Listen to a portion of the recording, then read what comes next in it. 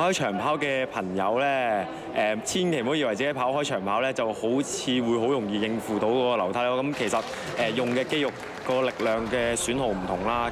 咁啊跑長跑咧對四頭肌個肌肉個損耗咧，其實唔係話太大嘅啫。但係跑樓梯基本上每一步咧都係牽涉到四頭肌去用力，咁其實個負荷會好大咯。咁其實喺個過程裏面，其實可能去一半你已經會感覺到酸痛啊，或者出咗乳酸，你會覺得吃力咯。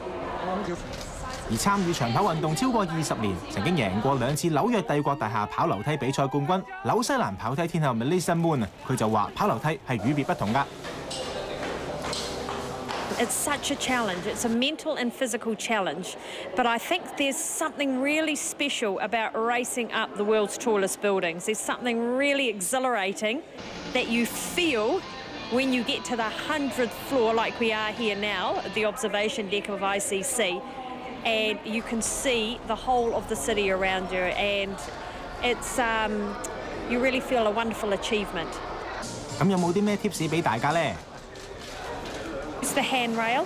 All buildings have handrails, so it's really important to use both upper and lower body, and try and do 2 stairs at a time. Is much faster than 1. 咁心理方面要點樣好啊？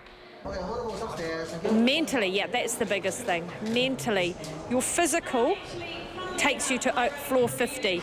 Your mental takes you to the finish, because it does get very tough. And so one thing I've learnt to do is I have a magic word or a very strong word I repeat to myself, and that locks my head into focus.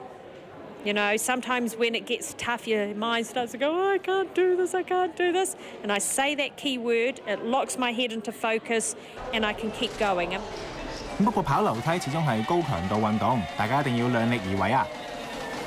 因為跑樓梯咧，通常都會喺幾好短時期裏邊咧，你個心率咧、你個強度咧都會提升得好高。